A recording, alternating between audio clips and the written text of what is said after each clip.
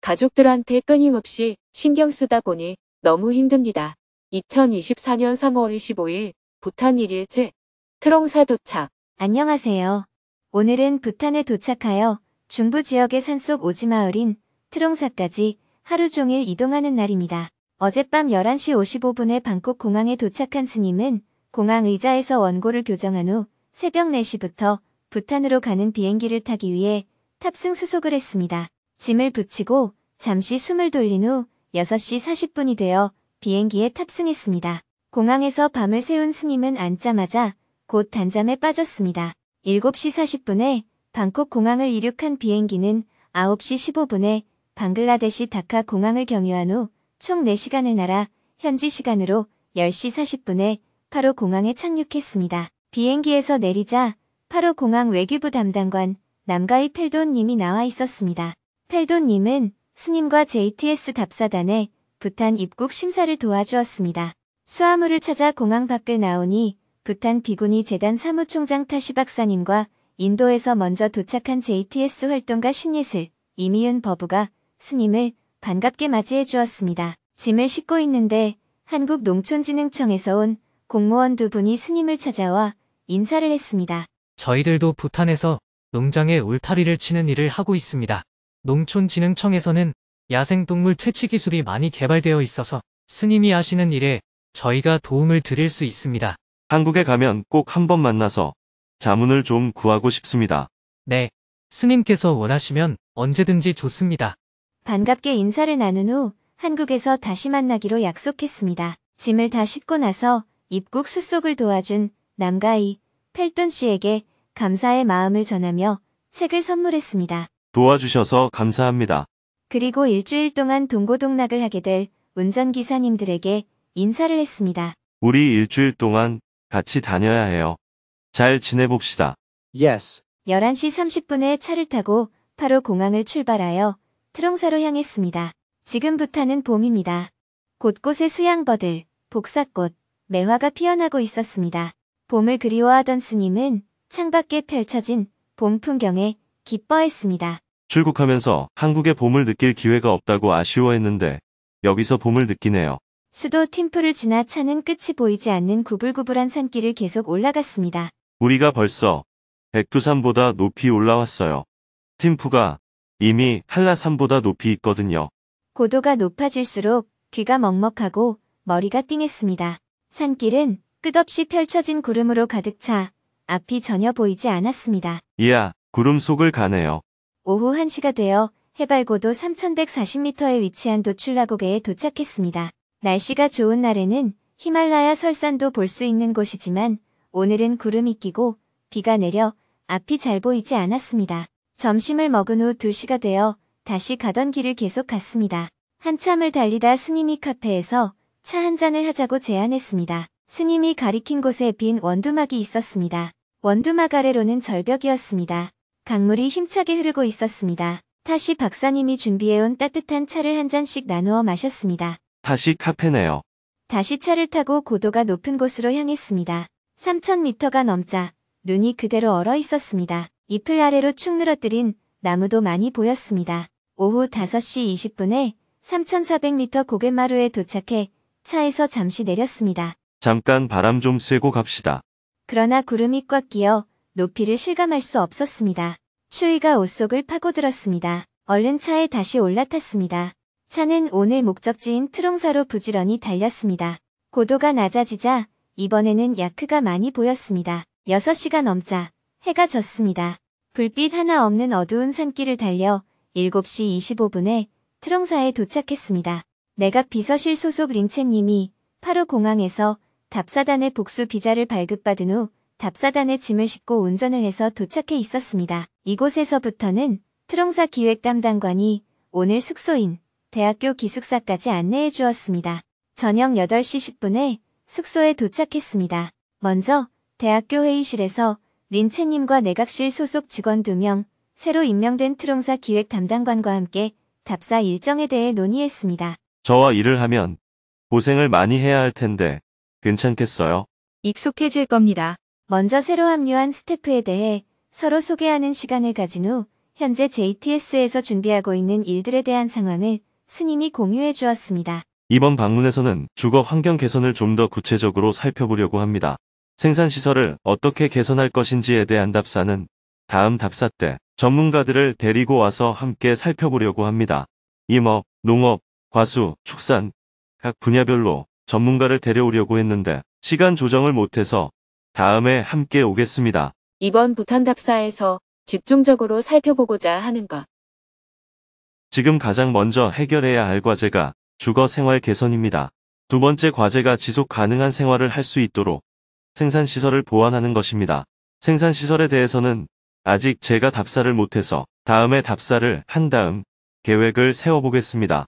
내일은 쿵가랩튼, 골프, 납지, 임숑 마을을 방문해서 농업 용수 문제와 주거 환경 개선을 어떻게 할지 집중적으로 살펴볼 예정입니다. 이어서 스님이 내일 방문할 마을에 대해서 트롱사 기획 담당관에게 몇 가지 질문들을 했습니다. 납지 지옥에는 계단식 논이 많던데 농업 용수 공급에 문제는 없습니까? 마을 전체에 공급할 수 있는 농업용수는 부족합니다. 어디서 물을 더 가져올 수 있는지 찾고 있는 중입니다. 골프 치옥에는 무엇이 가장 큰 문제입니까?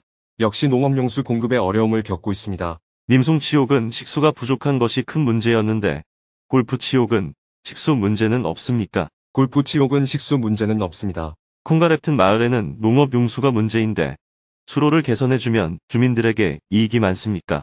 네, 그렇습니다. 그런데 지금까지 왜 개선을 못했나요? 예산이 부족해서 못했습니다. 수로를 시멘트관으로 만드는 게 낫습니까? 파이프로 만드는 게 낫습니까? 파이프가 낫습니다. 2km 정도 길이가 필요하고 길이 많이 가파릅니다. 이번 답사에서는 마을에서 하나의 집을 선정하여 어떻게 리모델링을 할 것인지 샘플을 만드는 것이 가장 중요합니다. 그래서 한국에서 온 JTS 스태프들이 하나의 집을 직접 리모델링하는 일을 해보려고 합니다. 마을 주민들이 모두 괜찮다고 하면 앞으로 마을 전체를 다 리모델링 해보려고 합니다. 이것은 앞으로 한 개의 주 전체를 개선하기 위한 하나의 샘플이 될 것입니다. 다음으로는 수입이 될 수 있는 농업, 임업, 과수, 축산을 찾아서 샘플을 만들어 보려고 합니다. 그리고 집이 없는 사람들을 위해서는 집을 지어 주어야 하는데 그럴 때 마을에서 가장 열악한 집의 크기만큼 지을 것인지 그것보다 더 큰 규모로 지어줄지가 앞으로 큰 과제입니다. 하위 10%의 가구를 기준으로 집을 지어주는 것이 좋겠습니다. 내일 현장에 가서 같이 이야기해 봅시다. 대략적인 상황을 파악한 후 자세한 논의는 내일 현장에서 하기로 하고 미팅을 마쳤습니다. 부탄 정부 관계자들은 스님에게 인사를 하고 돌아갔습니다. 스님, 먼 길 오셨는데 오늘 푹 쉬시길 바랍니다. 미팅을 마치고 나니 밤 9시가 넘었습니다. 오늘은 한국에서 출발해 방콕을 경유, 마침내 부탄의 중부 지역인 트롱사에 도착하는 긴 여정이었습니다. 오늘은 법문이 없었기 때문에 지난 18일 인천에서 열린 행복한 대화, 증문직설강연에서 질문자와 스님이 대화를 나눈 내용을 소개하며 글을 마칩니다. 가족들한테 끊임없이 신경 쓰다 보니 너무 힘듭니다. 저는 50대 주부 직장인으로 타이틀이 5개 정도 있는 것 같습니다. 남편의 아내, 두 남매의 엄마, 친정아버지의 장녀, 시어머니의 큰며느리, 그리고 직장인이라는 타이틀을 갖고 살고 있습니다. 이렇게 가족들한테 끊임없이 신경 쓰는 저를 보면서 하루하루가 에너지를 뺏기는 것 같고 너무 힘들다는 생각을 어느 순간부터 하게 되었습니다.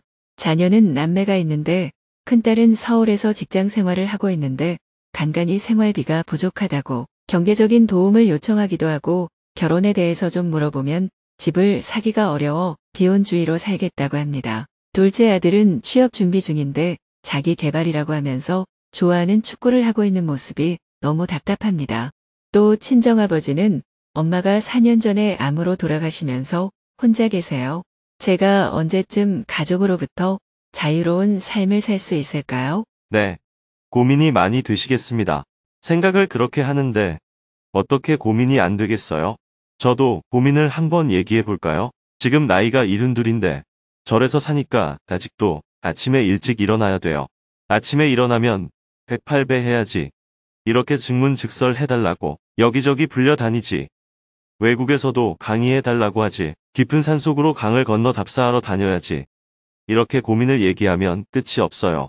누가 그렇게 살라 그랬어요? 아침에 일찍 일어나기 싫으면 스님 생활을 그만두면 되잖아요. 그러면 또 지금까지 스님 생활밖에 안 했는데 앞으로 뭐해요? 라고 말할 겁니다. 그러니 질문자의 사고방식으로는 죽을 때까지 그렇게 근심 걱정하다가 죽을 수밖에 없겠어요. 달리 방법이 없고 백약이 무효라고 할 수 있습니다. 요즘 세상의 추세가 젊은이들의 경우 결혼을 절반 정도밖에 안 합니다. 결혼을 안 하고 사는 경우가 옛날에는 스님이나 수녀밖에 없었는데 이제는 일반인들의 보편적인 추세가 되었어요. 어쩌다가 한 명 정도 결혼을 안 해야 걱정을 하는데 가까운 미래에는 결혼을 안 한 사람이 다수가 될 겁니다. 유럽에서는 동거를 하지만 혼인신고는 안 하는 사람들이 많습니다. 그러니 두 사람이 같이 살면 결혼이라고 생각해야 하는데 우리나라에서는 아직도 혼인신고를 해야 결혼이라고 생각하잖아요. 지금 유럽에서는 동거하는 사람들이 혼인신고를 한 사람들보다 훨씬 더 많습니다. 자녀도 낳습니다. 자녀로 등록하기 위해서 혼인신고를 해야 되느냐의 여부는 이미 아무 관계가 없어졌습니다. 그런데도 우리 딸이 결혼해서 사는데 혼인신고를 안 했으니 나중에 헤어지면 어떡하나 이런 걱정을 합니다. 이런 사고방식을 가지면 이 세상 모든 게 다 걱정거리가 돼요. 생각을 이렇게 바꿔보세요. 우리 아들은 고등학교를 잘 졸업하고 대학에도 잘 갔다. 20살이 넘어서 성년이 되었으니까 이래 살든 저래 살든 이제 너의 인생이니 알아서 살아라. 우리 딸은 벌써 회사 취직까지 했다. 너야 잘 살든 못 살든 결혼을 하든 안 하든 그건 네가 알아서 할 일이다. 오히려 엄마한테 와서 결혼이 어쩌고 하면 그건 네 인생이다 하고 말해야 합니다. 돈이 없어서 어쩌고 하면 엄마는 네가 20살이 될 때까지 교육을 시켜주었으니 이미 책무에서 다 벗어났다. 앞으로는 네가 알아서 해라 이렇게 얘기하면 됩니다. 그리고 사람은 누구나 나이가 들면 죽습니다. 부모님 중에 한 분이 돌아가시면 장례를 치러드리면 됩니다. 직장도 계속 다니면 됩니다. 옛날에는 결혼한 여자를 직장에서 안 받아주었는데 요즘에는 받아주니 고맙잖아요. 주부도 하랴, 엄마도 하랴, 직장도 다니랴. 그런 얘기는 내가 굉장히 고생이 많다는 것을 합리화하기 위해 스스로 자꾸 갖다 붙여 만드는 핑곗거리에 불과합니다. 아직 나이 60도 안 됐겠다. 건강하겠다. 직장 있겠다. 애들 다 컸겠다. 내가 해야 할 일을 다 했으니 천하에 내가 걱정할 게 없구나. 이렇게 생각하고 살면 됩니다. 그런데도 온갖 역할이라고 갖다 붙여서는 K며느리, K시어머니 하는 말들을 갖다 붙이는데 제가 보기에는 일부러 괴롭고 싶다는 얘기를 하고 있는 것 같아 보여요. 내가 괴로운 원인을 10개, 20개를 찾아서 저한테 와서 질문을 하는데 저는 그런 얘기를 들으면 괴롭고 싶다는 얘기이지. 그러면 괴로워해라 이렇게 대답합니다. 그것은 괴로워할 일이 아니에요. 그냥 꿈속에서 악몽을 꾸듯이 스스로 그런 생각을 하고 그런 부담을 안고 살아가는 것입니다. 걱정 안 해도 되는 걸 걱정하고 있는 겁니다. 스님처럼 간단하게 생각이 안 됩니다. 간단하게 생각이 안 되면 그렇게 복잡하게 사세요. 어떤 사람은 복잡하게 사는 게 잘 안 되어서 간단하게 사는 사람도 있고 간단하게 사는 게 잘 안 되어서 복잡하게 사는 사람도 있거든요. 무겁게 살고 싶어도 그게 안 되어서 가볍게 사는 사람도 있고 가볍게 살고 싶은데 그게 안 되어서 무겁게 사는 사람도 있으니까요. 질문자가 하고 싶은 대로 하세요. 네, 알겠습니다. 꼭 간단하게 사는 게 좋은가요? 복잡하게 살아도 괜찮아요. 한 가지 일을 8시간 동안 하는 사람이 있고 8시간 동안 5가지 일을 하는 사람이 있습니다. 한 가지 일을 하는 사람은 저한테 스님, 매일 똑같은 일이 너무 지루하고 힘듭니다 하고 말합니다. 5가지 일을 하는 사람은 스님, 너무너무 힘듭니다. 하루에도 5가지 일을 해야 합니다 하고 하소연을 합니다. 그러면 저는 질문에 대해 답을 하지 않고 당신은 하루에 몇 시간 일을 합니까? 하고 묻습니다. 그러면 두 사람 모두 8시간이라고 말합니다.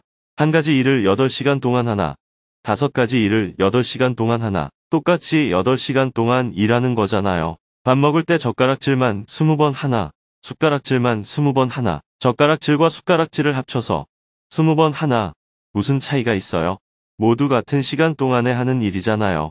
예를 들어 스님에게 증문즉서를 하려면 힘들지 않으냐고 물었더니 사람들이 같은 질문을 안 하고 전부 다른 질문들을 해서 힘들어요 하고 대답하는 것과 같습니다. 같은 질문을 하나, 다른 질문을 하나, 어쨌든 2시간 안에 일어나는 일이잖아요. 그런데도 여러 가지 일을 하는 사람은 복잡해서 힘들다고 하고 한 가지 일을 하는 사람은 단순해서 지루하다고 해요. 그러나 다른 각도에서 보면 한 가지 일을 하는 사람은 익숙해서 쉽지 않아요. 똑같은 일을 하니까 익숙하잖아요. 여러 가지 일을 하는 사람은 재미있지 않아요? 이것도 해보고 저것도 해보니까요. 여기서 중요한 것은 같은 일도 어떻게 보느냐에 따라 달라진다는 것입니다.